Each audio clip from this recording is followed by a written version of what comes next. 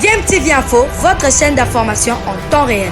La politique, la santé, le sport, les faits de société, la musique, les rumeurs et bien plus encore. Vous découvrirez cela dans notre chaîne DMTV Info.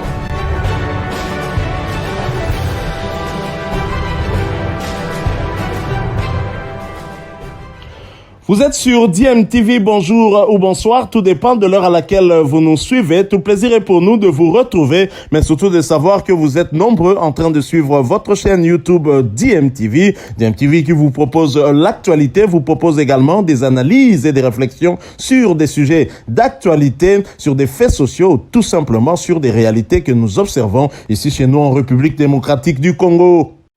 La CAF confirme le match RDC-Maroc au stade des Martyrs. La Confédération africaine de football vient d'approuver le stade des Martyrs de Kinshasa pour accueillir le match RDC-Maroc du tour de barrage des éliminatoires de la Coupe d'Afrique de la FIFA Qatar 2022. L'information est révélée dans une correspondance envoyée le vendredi 4 février dernier au secrétaire général de la Fédération congolaise de football association belge Sitwatala.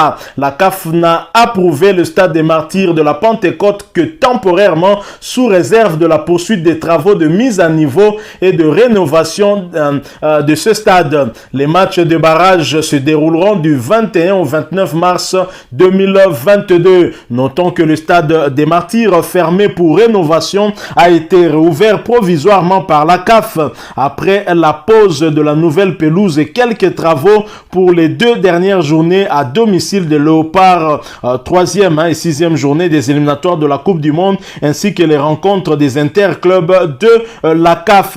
Précisons que pour le match qui va donc opposer le Maroc, à la RDC ici à Kinshasa, la CAF n'autorise que 25 000 supporters au stade des Martyrs. Toujours sous menace de la fermeture, le stade des Martyrs de Kinshasa va enfin recevoir le match des barrages aller du dernier tour des éliminatoires de la Coupe du Monde Qatar 2022 entre le 21 et le 25 mars prochain. Plusieurs rumeurs annonçaient la fermeture du stade des Martyrs de la Pentecôte à cause des travaux qui restent toujours inachevés depuis la première phase de ces éliminatoires. Ce temple du football congolais avec ses 80 000 places assises était dans l'œil du cyclone de la Fédération internationale du football association. Mais la Confédération africaine de football CAF, après inspection de la FIFA, a autorisé uniquement l'entrée de 25 000 supporters lors de ce précieux match pour les Léopards qui vont affronter les Lions de l'Atlas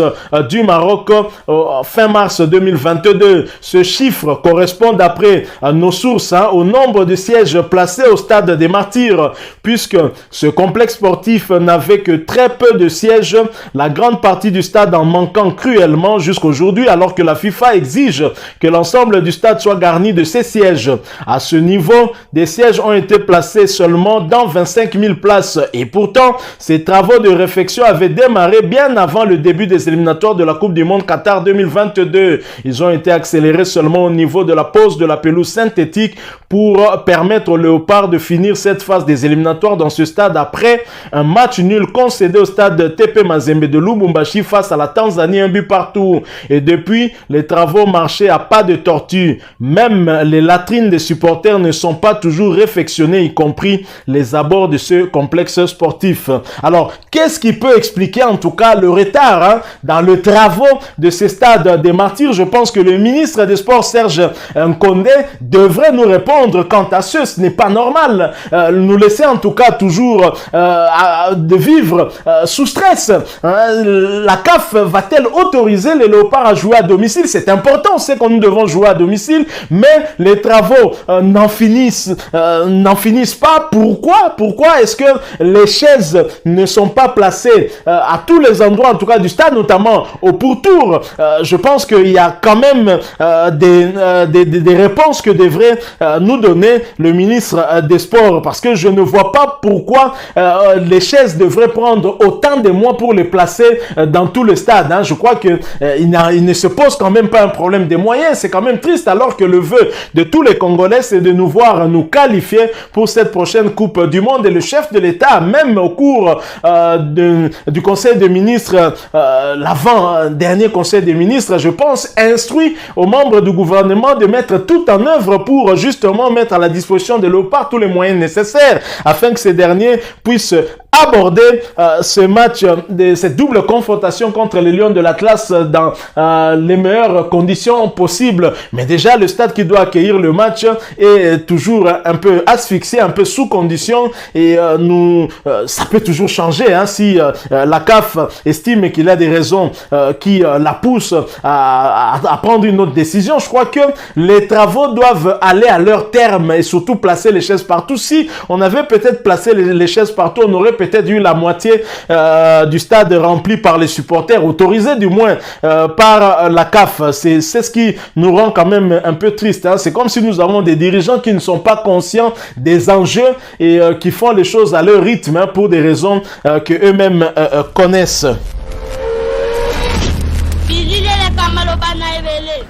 Le sélectionneur adjoint des Léopards de la République démocratique du Congo, Daouda Alupembe, qui a été démis de ses fonctions du club de Maniema Union depuis quelques jours, n'aura pas attendu bien longtemps pour trouver un autre club. Et c'est aussi un grand club en République démocratique du Congo. En effet, Daouda Alupembe s'est engagé avec Sa Majesté Sanga Balende. Sa Majesté Sanga Balende, équipe qui évolue en Vodacom Ligue 1, et il aura comme mission d'arracher l'une des 3 places qualificative aux compétitions africaines interclubs. Sa Majesté Sanga Balende veut retourner en Afrique. Ils ont trouvé en Daouda Alupembe l'homme de la situation. C'est vrai que ça sera très compliqué avec les trios de tête qui se profilent déjà à l'horizon. Nous avons le tout-puissant Mazembe Anglebert, l'ASV Club, et aussi l'FC Saint-Éloi à Lupopo qui nourrit le même objectif.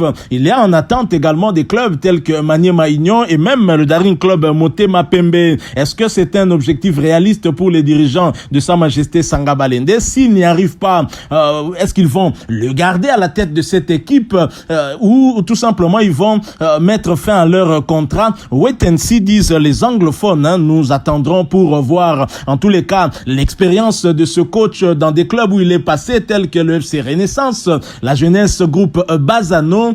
Maniema Union plaide en tout cas en sa faveur, et c'est grâce à cela d'ailleurs qu'il a été repris en équipe nationale comme adjoint du technicien argentin très expérimenté Hector Raúl Cooper.